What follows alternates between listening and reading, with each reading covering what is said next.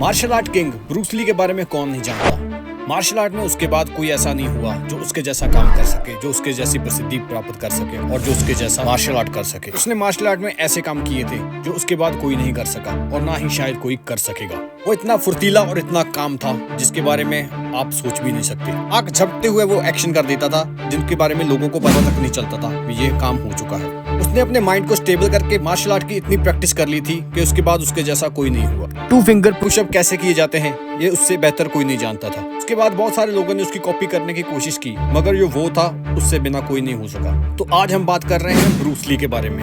अपने से दुगने इंसान को वो ऐसे पंच करते थे कि वो बहुत दूर जाकर गिरता था। 1 इंच पंच बनाने वाले भी ब्रूस ली थे। उसकी ट्रेनिंग का मेथड वो था जिसके बाद कोई भी ऐसी ट्रेनिंग नहीं कर सका। उन्हें ईस्ट और वेस्ट का वो नाम माना जाता है जिसके बाद कोई नहीं बन सका उसकी तरह। अगर आप पूर्वी नेशन को देखेंगे, भारत और चीन जैसे इलाके को, खंड भारत चीन काफी फैला हुआ था। दूसरी तरफ अगर हम वेस्ट को देखते हैं, ग्रीक और रोमन जो वेस्टर्न कंट्रीज है, इतिहास गवाह है इन्होंने हमलावर रुख अपनाया हुआ था। और इसी प्रकार अगर हम ईस्टर्न कंट्री के बारे में देखते हैं तो इन्होंने डिफेंस को ज्यादा महत्व दिया। इन्होंने अपने बचाव के लिए बहुत सारे दांव पेच सीखे। चाइना में जो मार्शल आर्ट बनाया गया उसका मेन मकसद यही था कि डिफेंस करना, खुद की डिफेंस करना। और ऐसा ही भारत में भी बहुत सारी ऐसी डिफेंस स्ट्रेटेजीज अपनाई गई। लेकिन ब्रूस ली ने इस डिफेंस स्ट्रेटेजी को बिल्कुल ही बदल कर रख दिया। उसने ऐसे ऐसे काम इस डिफेंस स्ट्रेटेजी में कर दिए जो कोई सोच भी नहीं सकता था। ब्रूस ली की फिलॉसफी को अगर देखा जाए तो ये स्पष्ट हो जाता है कि वो एक आम इंसान नहीं थे। ब्रूस ली ने कहा था, best defence is powerful offence. Self defence के लिए मार्शल आर्ट किया जाता है, ये बात सही है। ब्रूस ली का ये कहना था कि अगर खुद को बचाना है तो उसके लिए सबसे बेहतर यही है कि स्ट्रांगली प्रहार किया जाए। इसका मतलब है अगर आपका प्रहार आक्रामक होगा तो सामने वाला खुद ही ढह जाएगा। इसलिए जब भी करना है प्रहार ऐसा हो कि सामने वाला चित्त हो जाए। अगर पहला प्रहार ही इतना खतरनाक होगा तो दूसरी बार प्रहार करने से पहले दुश्मन सोचेगा। जिस काल में ब्रूस ली थे उस समय ऐसी सुख सुविधाएं नहीं थी जो आजकल युवाओं को मिल रही है। स्पॉट, डेडलिफ्ट्स, ऐसी एक्सरसाइज पर उन्होंने जोर दिया। उन्होंने अपनी ग्रिप स्ट्रेंथ स्ट्रॉन्ग की, फोर आर्म की प्रैक्टिस पर बहुत ज्यादा जोर दिया।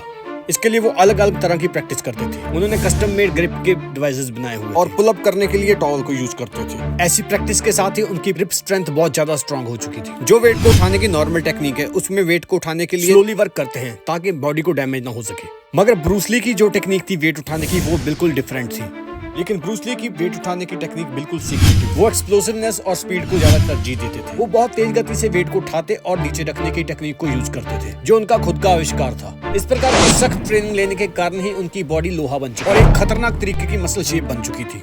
एक्सपर्ट का ब्रूस ली को देखकर यही कहना था ये जो वो कर रहे हैं ये उनकी पर्सनल ट्रेनिंग के कारण हुआ है, उनकी मेडिटेशन के कारण हुआ है। ब्रूस ली की ट्रेनिंग पैटर्न तो अजीब था लेकिन उसके साथ वो मेडिटेशन भी करते थे। ब्रूस ली ऐसे शख्स थे जो अपने मार्शल आर्ट में ध्यान को कॉर्पोरेट करते। यही कारण था कि उनकी टेक्निक वो बन गई थी जो कोई भी नहीं कर सकता था। और इस बात के लिए ब्रूस ली का ये कहना था कि मुझे उस व्यक्ति से डर नहीं लगता जिसको 10,000 तरह के पैटर्न आते हैं, और मुझे उस व्यक्ति से डर लगता है जो एक ही प्रकार की किक को 10,000 बार प्रैक्टिस करता है। ब्रूस ली को जानने वाले लोग आज तक उसकी फिलॉसफी को पढ़ते हैं। ब्रूस ली की वो फेमस फिलॉसफी थी, बी लाइक वाटर, यानी कि पानी की तरह रहो। अपने आप को हर तरह की सिचुएशन में से निकलने की पावर रखो। एक बार ब्रूस ली की रीढ़ की हड्डी में भयानक चोट लगी थी और उससे निकलना नामुमकिन लग रहा था। लोगों का यही कहना था कि ब्रूस ली अब दोबारा नहीं उठ पाएंगे, लेकिन ब्रूस ली की मेहनत और ब्रूस ली की मेडिटेशन के कारण वो दोबारा उठकर सारा कुछ कर सके। इसके लिए ब्रूस ली ने कहा था, नो लिमिटेशन एज लिमिटेशन, यानी कि कोई भी सीमा आपके लिए आखिरी सीमा नहीं होनी चाहिए। किसी भी प्रकार की स्थिति हो आप उसमें से निकल सकते हैं, उसमें से उबर सकते हैं, लेकिन अगर आपने सोचा हो। जब ब्रूस ली की बैक में इंजरी हुई थी तो लोगों का यही कहना था कि अब इसका फ्यूचर खत्म हो चुका है। लेकिन जब ऐसा लोग कह रहे थे तो ब्रूस ली था प्रैक्टिस कर रहे थे अपने आप को खुद को ठीक करने के लिए, और ठीक होने के बाद ही ब्रूस ली सबसे खतरनाक मार्शल आर्ट की टेक्निक निकालते हैं जिनको वो नाम देते हैं जीत कूने दो। 1967 में ब्रूस ली ये टेक्निक लोगों के सामने लेकर आते हैं। ये वो मेथड था जो अपने आप में एक अजूबा। आज का जो हम मार्शल आर्ट देखते हैं ये सारा उसी में से निकला हुआ है, लेकिन ये उसका बहुत कच्चा स्वरूप है।